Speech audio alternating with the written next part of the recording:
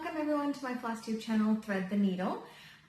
It is time for my next update in my series of Flosstube videos, and I have a few work in progress updates to share with you, and another little helpful hint on my new lapstand that I bought and that I am enjoying stitching with so much, so I can't wait to share that. And I have a tiny little bit of haul to show you. So let's start. So this past 2 weeks or so, I've been working on a few projects. Like I mentioned, I have a random project picking app on my phone, and it always tells me what to pick because I have way too many choices to pick from. And so I want to give all of them equal love. So I let the app choose for me what to stitch on. So as I choose a project, I want to get a significant amount done on it, but then I don't also want to spend too much time on it that I get kind of, bored of that project, because my interest kind of goes up and down with the project, so I want to make sure that I keep it interesting. So I will stitch approximately 1,000 stitches or so on each project before I spin the wheel again and decide to try or decide to work on another project. So this time, the first one that that was selected for me was the London piece. So it's called SK Life is an Open Book London. Many of you will remember that I started this project because I had recently been to London, and I'm a fan of London and everything there. So I started this project as a keepsake of our trip there, and I also started it as a trial in diagonal parking. Like I've mentioned, I've tried many different methods of the parking method, and I realized it's just not me. I quickly get tired of the hanging threads, and that's what you'll see with this project. So you notice I got quite a bit of work done. I'm actually happy. There was a lot of more threads hanging here than there is now. It's actually not too bad. I just have 8 threads to finish up and stitch into it. So when you're working on a project, you're working like this close to a piece, and you don't really, the colors in this were kind of boring, but then it wasn't until you kind of take a step back and look at it from afar and you actually start seeing things show up. So in this one, you can see that the arch is actually shaping up quite nicely, and these are all the ivy leaves from the ivy that's growing around the arch.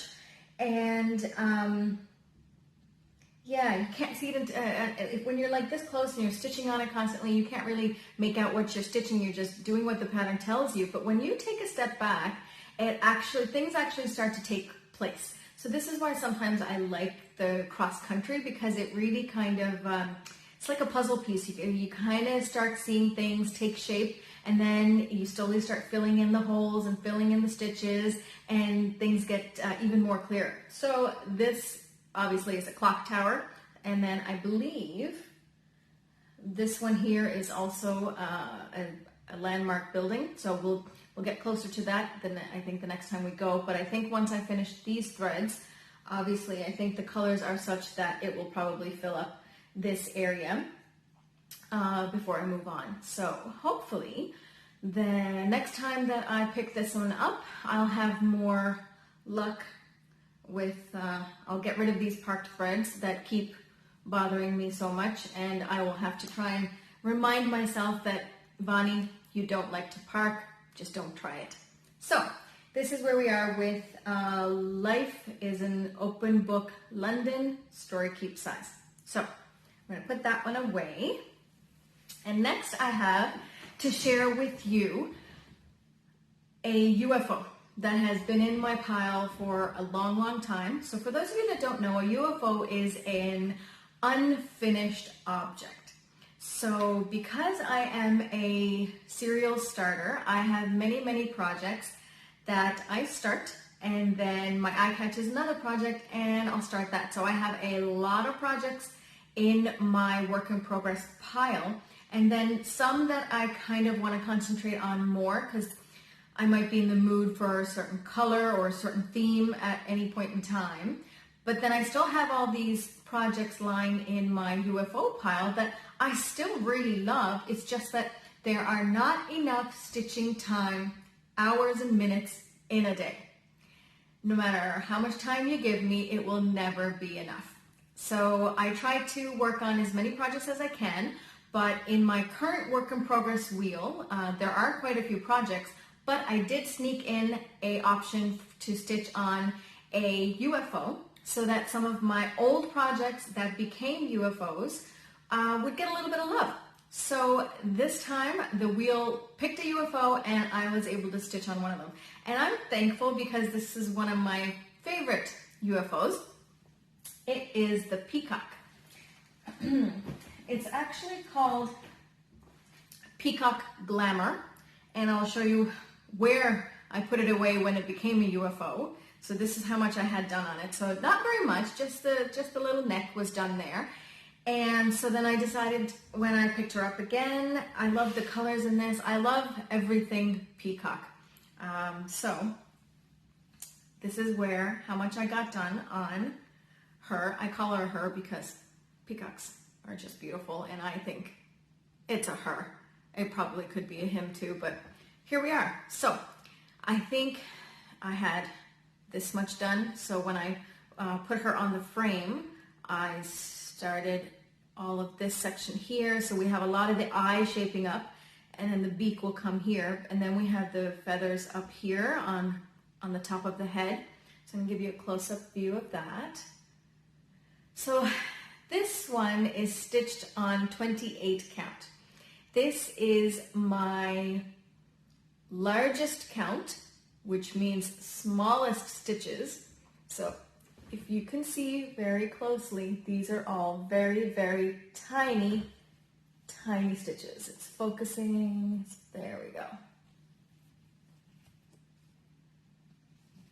Right, so very, very tiny stitches. It's a little bit hard sometimes, I find. I do like the fact that when I stitch on 28 count and 25 count, the end result is beautiful because you have to kind of look that much harder to realize that it is a stitching. Because if I hold it back here, it could be a painting, it could be a picture. It's not until you take a really close look that you realize that these are tiny, tiny X's in this fabric. So this is a project that is full coverage, yes. However, it's not a full coverage in the sense that the whole square of the picture will not be stitched. So it's just the peacock that's going to be stitched.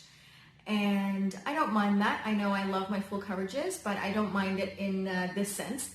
The 28 count is a little bit more slower. It takes me a little bit longer to kind of get in the groove because you have to be a little bit more careful. I find stitching with just the one strand, 1/1 on this, the thread just feels very flimsy to me after working on one of my other projects which used 2 strands.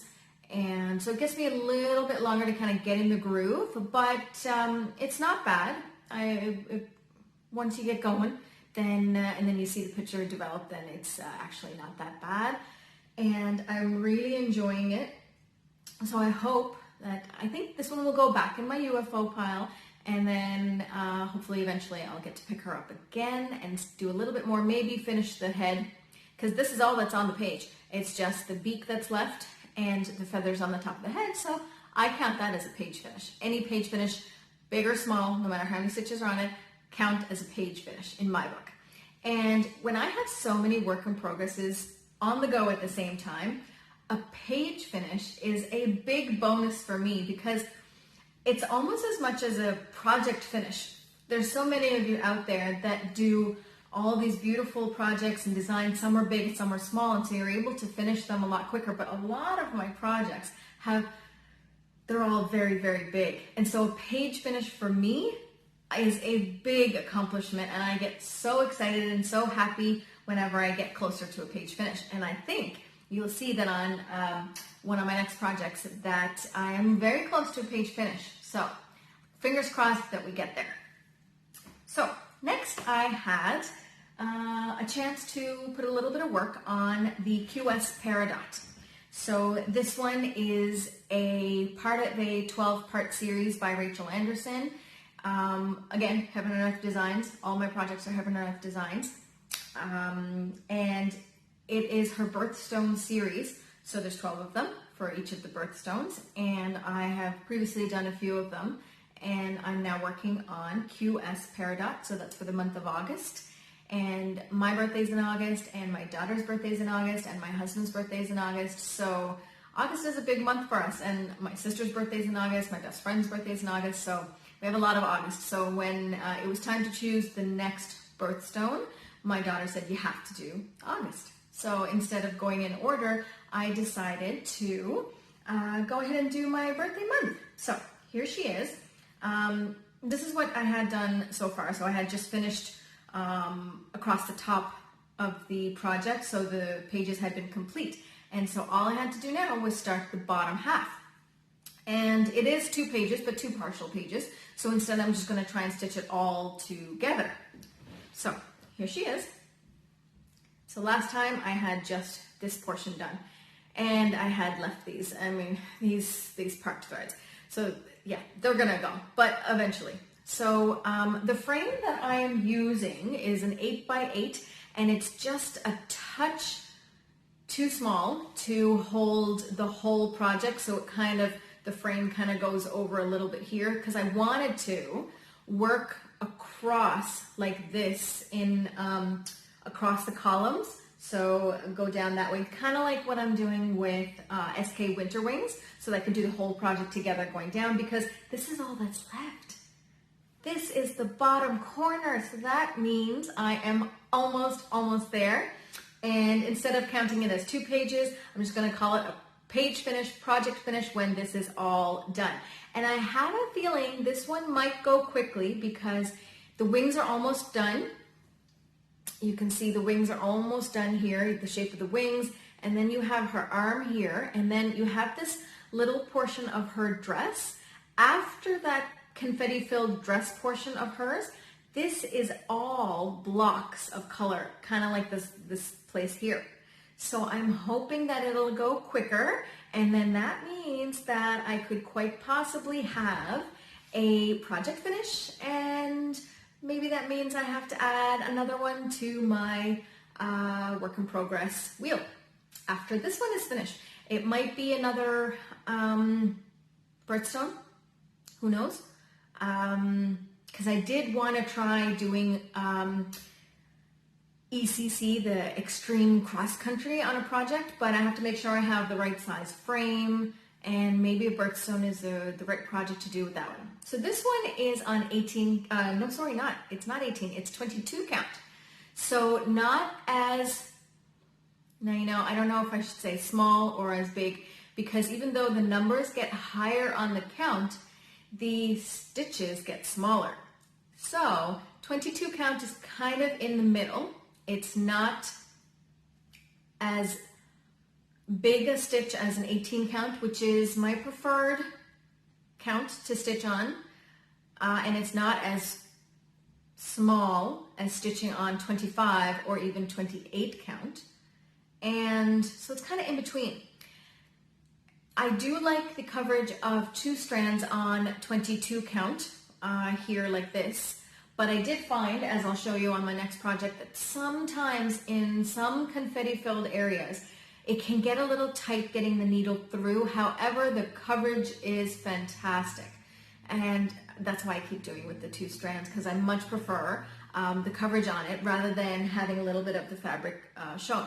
This one's is not too bad, and actually it depends on the stitching method. I find that depending on the way that you stitch, sometimes it's not so bad. So even if I'm stitching cross country, if I stitch in the method that I like to stitch right now, which is kind of cross country, but in portions. So I'm not going to stitch cross country over the whole project. I'm going to either stitch down in columns or across the rows. And that way the confetti is kind of contained to one area, and then I don't have threads going all the way across in the back of my project, and that kind of tends to make the needle harder to go through. But I found on the 22 count, the reason that the needle has a hard time getting through is, I believe, because it's just so, I guess the X's have to be so small, closer to each other, and then the thickness of the two strands of floss just kind of bunches everything up. And then if there's like one little ninja stitch left, you got to really struggle to get the needle through, but the end result is worth it, so I deal with it the way it is.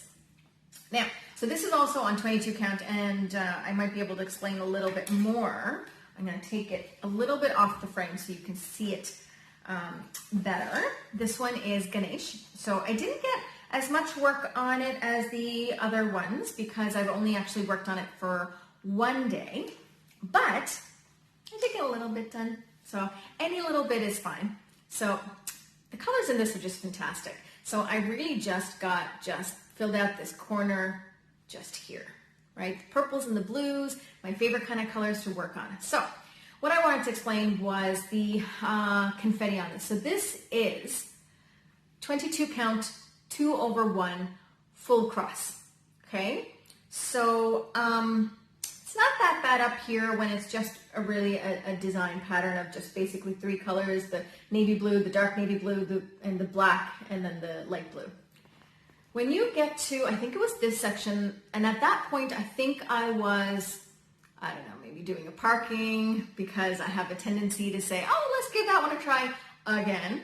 But clearly it's not for me. Or maybe I was stitching down columns, but I found because there was like one stitch here and there to do, sometimes the needle was very hard. Like, let's see. Just as an example, if you'll notice, there's like one stitch left to do up here. Sometimes if there's multiple colors around that one stitch that's left to do, it'll be very hard to get the needle through. But like I said, I am so happy with the end result because when you look at the end result like this and you realize that the coverage is fantastic, like I can't complain. I love it. So I love my stitching and it's going great. It is, I think even more so ever since I started these Flosstube videos, it has given me that much more joy because I can share with you all my progress on my work in progresses and not just with myself, and really enjoy all my accomplishments and share them with you with my stitching, and know that those of you who are watching really enjoy stitching as much as I do, and I'm so happy about that. So that's why I really like it. Stitching really gives me a place to go and get away from life and relax for a little bit and kind of just get lost in this world of floss and fabric and needles and colors, and it's just so much fun to see a project come alive. And so I have a few projects that I've finished that I showed you in the past, so I think it's time to start taking them to the framers maybe and look at getting those framed. But yeah, so I'm looking forward to the next set of projects that come up before my next Flosstube video. But that was my update on the projects that I worked on the last couple of weeks. And one thing I wanted to share with you, so last time I showed you all my wonderful new lapstand. I can't tell you how much I enjoy it. Now, I have always been a one-handed stitcher until maybe a couple of years ago, and I got myself a floor stand that had an attached lamp, and it had a clamp, and it had a U-shaped base, and I started two-hand stitching. It's a really nice stand, and I still use it for the lamp because it's an OTT light, which is the best kind of light to use for stitching because it makes everything so much clearer. But the problem I found was that the chair that I use for my stitching in my stitching corner is a very laid back recliner type chair. And if I were to sit in that, the frame of the lap stand, the frame when put in the lap stand, I found was too far away from me, and because of the U-shaped base and the way that my chair was, it didn't fit properly closely. So sometimes it'll work and sometimes it won't, which is why I love this one. It is a lap stand. I can put it on my lap anywhere. If I'm sitting on a chair, sitting on a sofa, sitting on the floor, anywhere.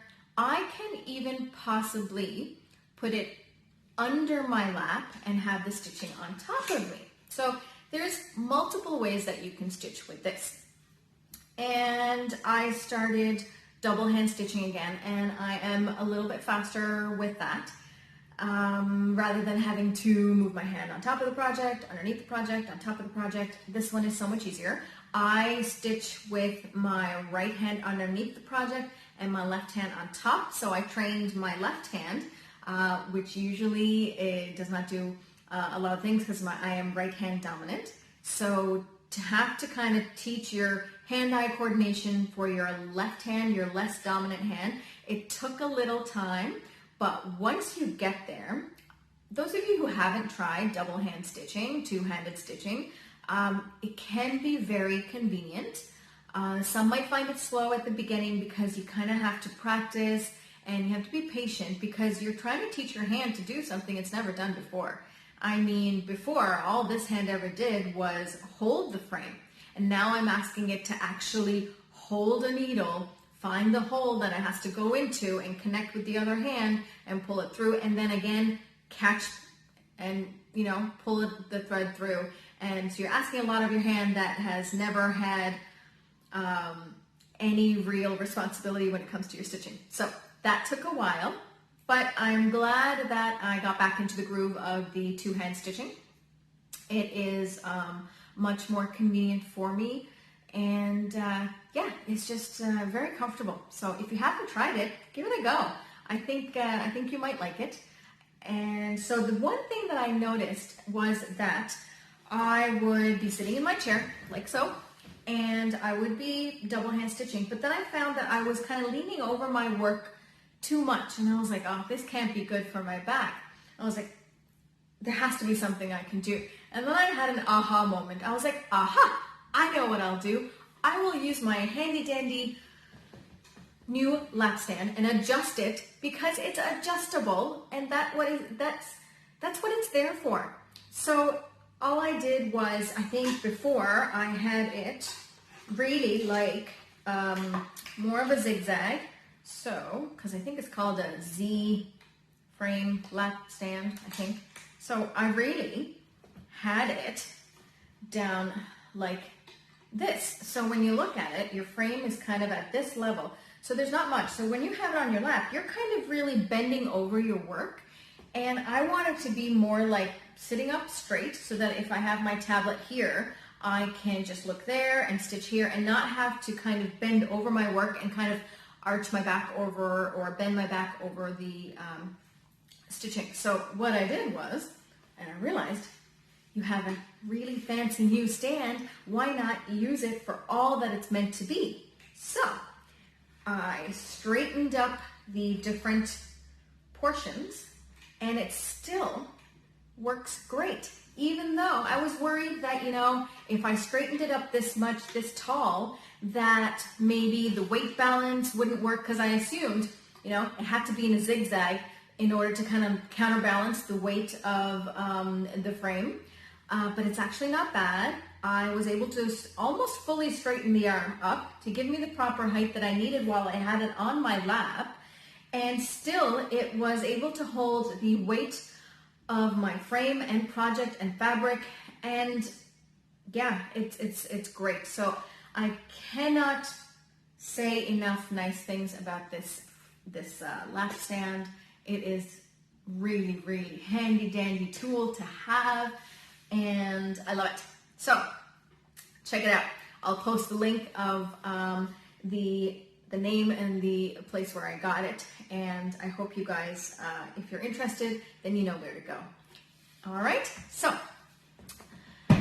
One last thing that I wanted to talk about today is I am actually, before I talk about my final item today in my Flosstube, I wanted to tell you about, I think last Flosstube I mentioned that I was thinking about starting the Lennart mystery cell. I opted against it because it is full coverage, but not the same amount of full coverage that I like, and there is some back stitching in it, and I thought I could get by that. However, you have to purchase the whole mystery cell as a kit as opposed to just purchasing the pattern, which is what I wanted to do, because sometimes I like to start right away, and I didn't plan on this soon enough to order the kit much earlier, so I'd have everything in time for when it started, which I think it started on October 10th. So I think I'm going to pass on it.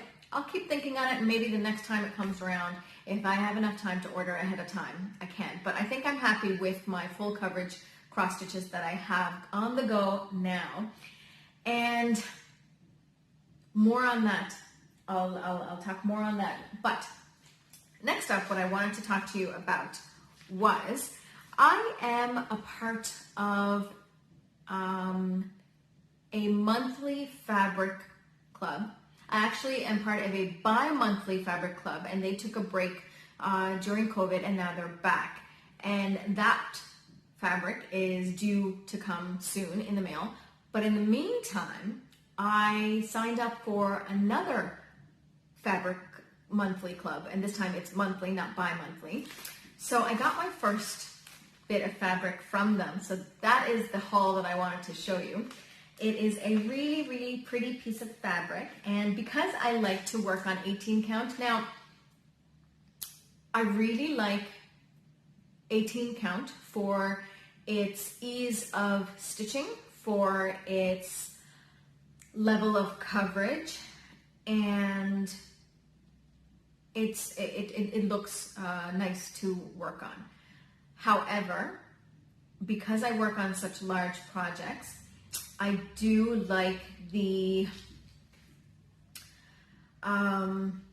convenience of working on a 25 count or a 28 count, because can you imagine if some of my projects, like even the World Travel Bookshelf, if I were to do that on 18 count, it would be humongous. And so I do like that because of some of the larger projects I work on, I pick it to work on a 25 or a 28 count. However, 18 is my favorite. So for these fabric clubs, I choose 18 count. And the two clubs that I chose, they actually send you very colorful pieces, and you might be saying, well, what's the point of having a colorful piece if you're doing full coverage? No one is going to see it anyway. But I do. I will be staring at this fabric for a very long time while I'm finishing these projects. So I thought, why not have something really pretty to stare at while I'm stitching on it? So I don't mind if the finished piece covers up the entire fabric. Who knows, maybe when I'm framing it, I'll leave a little bit of the fabric to be shown. You never know. But I don't mind that, you know, I'm going to be covering up the whole fabric with cross stitching, because that's what I do. But here is the first one.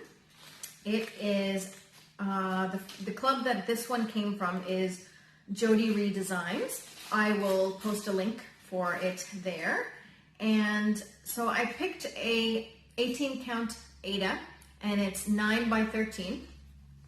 And here it is. I mean, here's the information of it. There is a name for the fabric, but I couldn't really make it out. I think it's Praetorian, and then I think that's a J, so Jacarandas, or maybe it's like Spanish and the J is actually pronounced like an H. But anyway, I'm not going to try and pronounce it. There it is. So here is the fabric. It is such a beautiful color. One of my favorite colors. I love purple.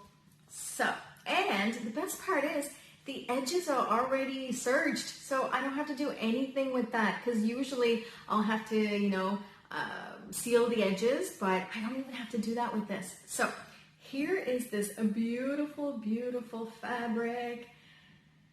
Oh, it's so pretty. It's like a purple sky, and I love it. So as you can see, it's just a narrow piece here. So I have already been researching what projects I can do on this one.